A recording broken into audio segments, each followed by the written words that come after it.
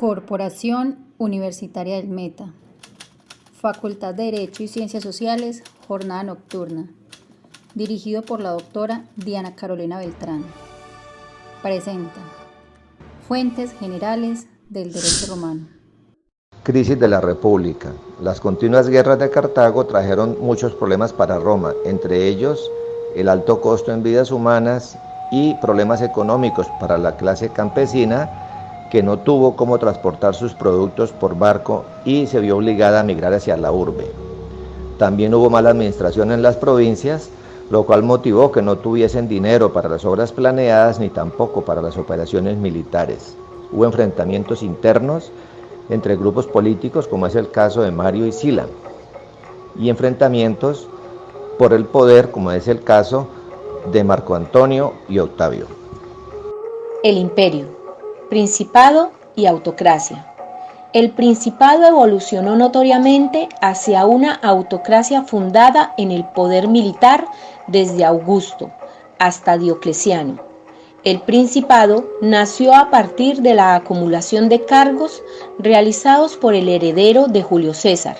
Aquí inicia la llamada anarquía militar.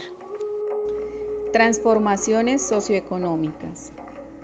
Roma comienza a depender del exterior en lo referente al suministro de cereales y demás mercaderías, toda vez que la milicia se torna de carácter profesional en el cual se obtienen buenos ingresos.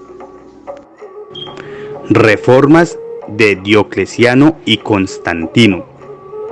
Diocleciano instauró el sistema de la tetrarquía, con el objetivo de defender las fronteras y de organizar el acceso al poder.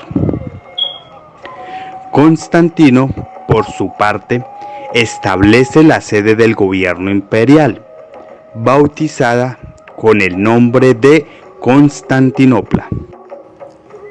En la división de imperios, Diocleciano instauró el sistema de la tetrarquía, 2 Augustos y 2 Césares, con el objetivo de defender las fronteras y de organizar el derecho al poder, al trono imperial. Constantino, por su parte, cambió la política hacia el cristianismo, buscó dirigirlo adaptándolo para la evangelización de los pueblos. Infiltraciones e invasiones de los bárbaros. Las invasiones bárbaras de origen germánico, mismas que se llevaron a cabo en la frontera pretendiendo entrar al imperio. Estas invasiones se desarrollaron entre los siglos III y VIII de nuestra época. Así, los jefes bárbaros y sus pueblos quedaron como los dirigentes de distintas regiones de esta parte occidental, que quedaron fragmentados en los reinos germánicos. La caída del Imperio de Occidente. Rómulo terminó su reinado hacia el año 476, cuando Odoacro, jefe de los mercenarios, lo sucede en el trono. Roma queda sometida a las leyes romanas de los bárbaros. Así, el derecho vulgar reinó. El derecho vulgar es, por tanto, una subcorriente jurídica que siempre ha existido y prevalecerá en el tiempo. Y es aquel derecho representado tanto por jueces como por abogados que no cuentan con la suficiente preparación ni profesionalismo,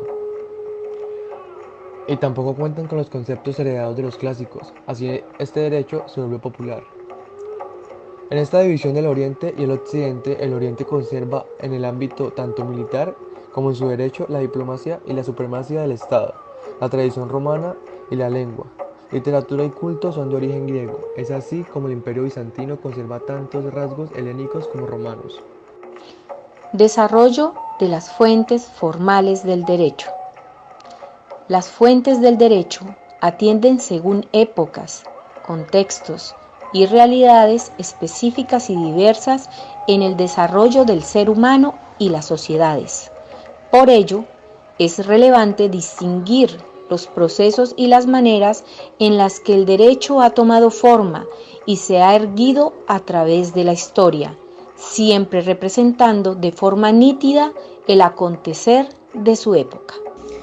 Conceptos de historia externa e interna del derecho romano. La historia del derecho romano se compone de 2 partes. La primera parte se enfoca en la historia externa, Su objeto de estudio es la constitución del poder legislativo, centrándose en la parte fundamental del derecho público. La segunda parte es la historia interna. Su objeto de estudio son las obras de ese poder legislativo, las cuales constituye el derecho privado. Características del derecho clásico.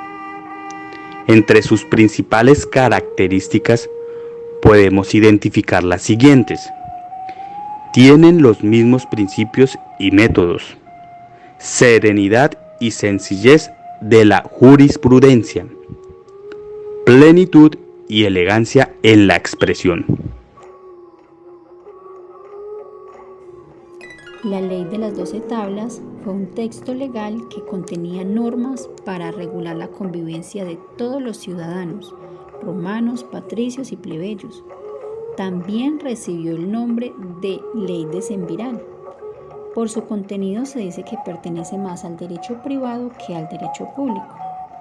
Estas leyes fueron aprobadas por los comicios y tenían un carácter arcaico y rígido.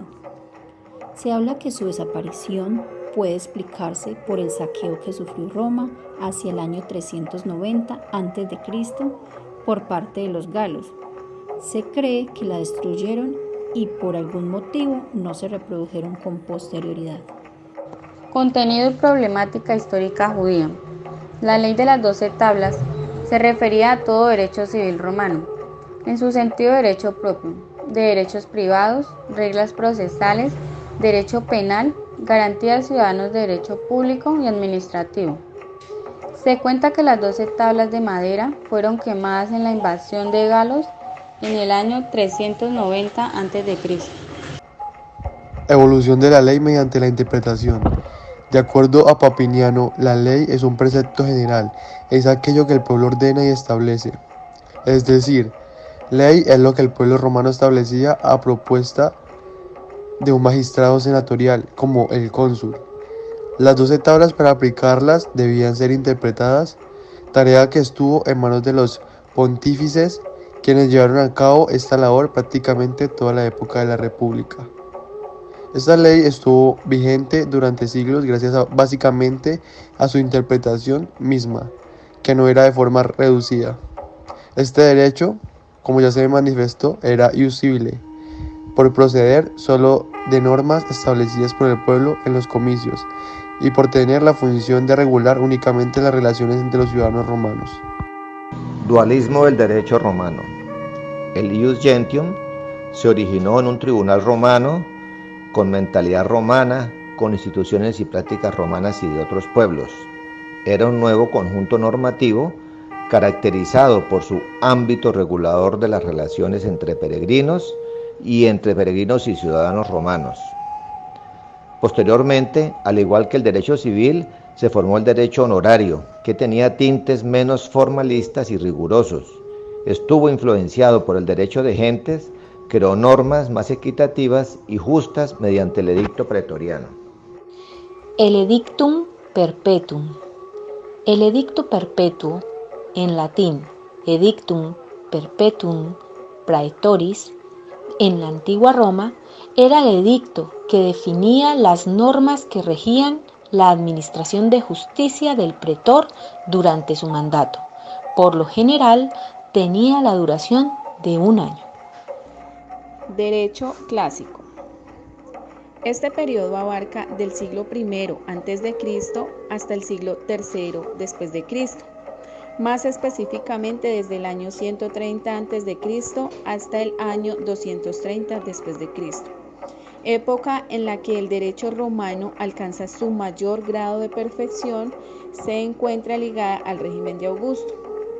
En este periodo se conserva el ius civile como eje y centro del sistema jurídico y se incorporan y desarrollan criterios del ius gentium, lo que da como resultado un derecho en función del hombre libre del mundo cultural grecorromano.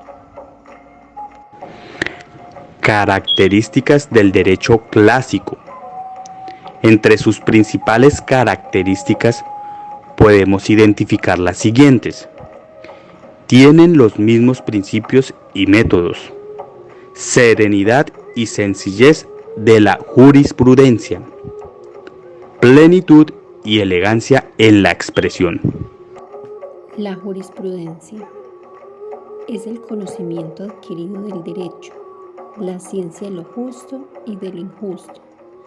En otros términos, el conjunto de principios o preceptos que sirven para distinguir las cosas divinas y humanas, lo que cada quien tiene el deber de hacer o de abstenerse de hacer.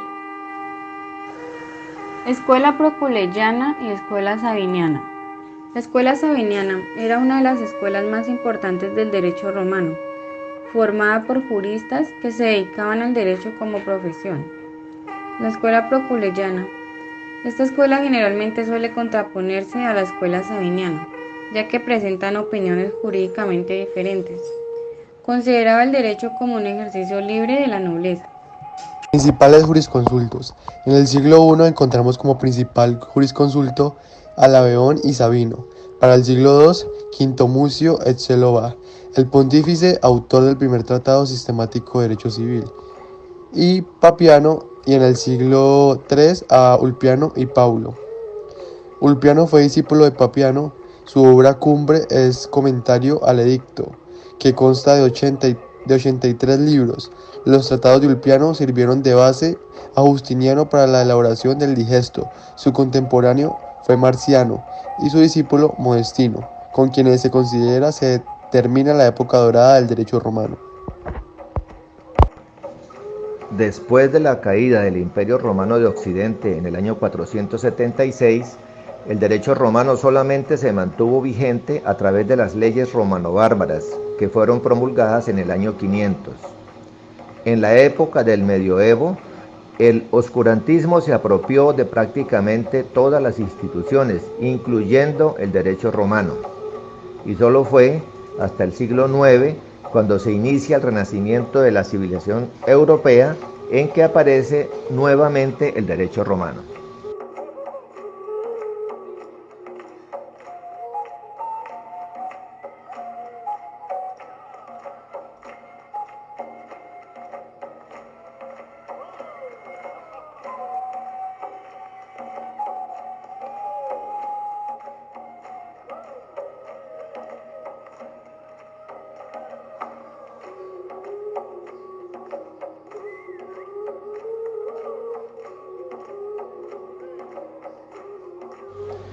Cristianización y orientación del derecho. Dividido en imperio, las constituciones únicamente se aplican en el lugar donde son expedidas, aun cuando eran firmadas por ambos emperadores. La escritura es la única forma por medio de la cual se formaliza la transmisión de la posesión y la actividad procesal se rige por principios publicísticos. Compilaciones postclásicas. Etapa denominada del derecho de la codificación, que tuvo su inicio en la época del Dominatus y que culminó con la redacción de la compilación justiniana. Código Gregoriano.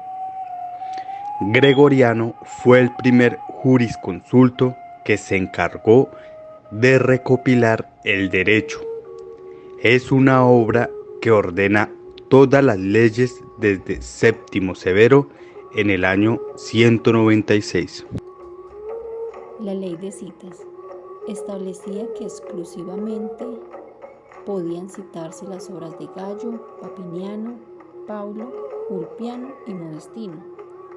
Si sus opiniones eran distintas, prevalecía la mayoritaria. En cambio, si no existía mayoría en un sentido o había empate, prevalecía la opinión de Papiniano. En caso de que este último no se hubiera manifestado al respecto, el juez quedaba libre de elegir entre las opiniones presentadas. Las leyes romano-bárbaras. Una vez producida la caída del Imperio Romano de Occidente en manos de los bárbaros, fue necesario codificar un nuevo derecho, pero se guardaron las costumbres y leyes romanas, con la misma organización judicial. Es así como los bárbaros redactan las leyes Barbarum, y para los súbditos romanos las leyes romanae. De esta forma nacen las conocidas leyes romano-bárbaras. Justiniano fue un hombre culto, hablaba latín, apasionado de la teología, inteligente y muy ambicioso, frío y distante del pueblo, quien se hacía aconsejar solo de Teodora, su esposa. Su gran sueño fue reconstruir el imperio romano, con ayuda de sus generales Belisario y Narcés. Lucha contra los vándalos y los persas, y reconquista Noráfrica. La etapa del derecho justiniano comprende del año 527 a 565 después de Cristo. En 527, Justiniano se convierte en emperador de Oriente e inicia una reforma legislativa enfocada a reunir, a concordar y codificar el abundante y disperso acervo jurídico existente. Con este objetivo se elaboran 4 obras jurídicas. Después de la caída del Imperio Romano de Occidente en el año 476, el derecho romano solamente se mantuvo vigente a través de las leyes romano-bárbaras, que fueron promulgadas en el año 500. En la época del medioevo, el oscurantismo se apropió de prácticamente todas las instituciones, incluyendo el derecho romano, y solo fue hasta el siglo IX cuando se inicia el renacimiento de la civilización europea, en que aparece nuevamente el derecho romano. La Escuela de Bolonia, glosadores y comentaristas. La Escuela de Bolonia comprende de 2 periodos históricos. El primer periodo comenzó a desarrollarse desde el año 1100 al año 1250 después de Cristo. Comprende los años de los glosadores y comentaristas, quienes tenían como objetivo, a través del método exegético, descubrir el sentido de la compilación justinianea.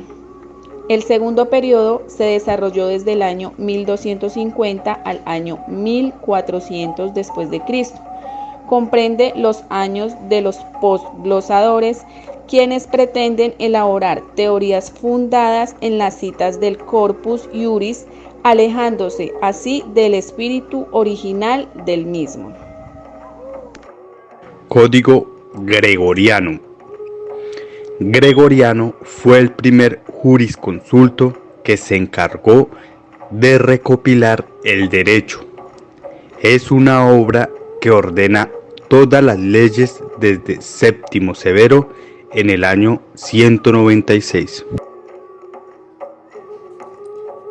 El humanismo jurídico es el conjunto de características ontológicas del ordenamiento que denotan en la conservación, defensa y protección la condición de humanidad que tienen todas las personas, atribuyéndoles así facultades intrínsecas que se brindan sin necesidad de acción previa, un contrato universal que se firma con la pertenencia de los seres humanos.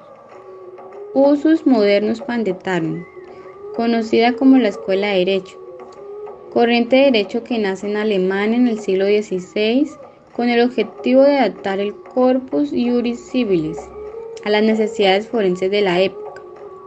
El Usus Modernus Pandetarum sostiene que el derecho no es un producto de la razón natural, sino del espíritu del pueblo. Naturalismo y derecho romano. Una nueva doctrina es la Escuela del Derecho Natural, que fundamenta sus teorías en la filosofía racionalista de los siglos XVII y XVIII, y tuvo como principales representantes a Einesio, Tomasio y Leibniz, quienes rompen el equilibrio entre el derecho natural y el derecho positivo. Coinciden así la posibilidad de elaborar un derecho o código perfecto, eterno e inmutable para todo tiempo y lugar, basado en la razón natural. Cabe resaltar que el derecho romano es el nombre que damos al conjunto de normas que rigieron la vida de la antigua Roma durante los 14 siglos que el imperio se mantuvo en pie. Desde su fundación en el año 753 a.C.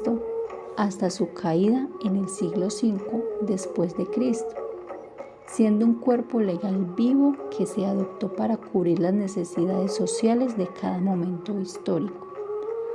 El compendio de normas de la antigua Roma siguió vigente hasta la caída del Imperio Bizantino en el año 1453, pero sus fundamentos se han mantenido vivos a lo largo de los últimos siglos.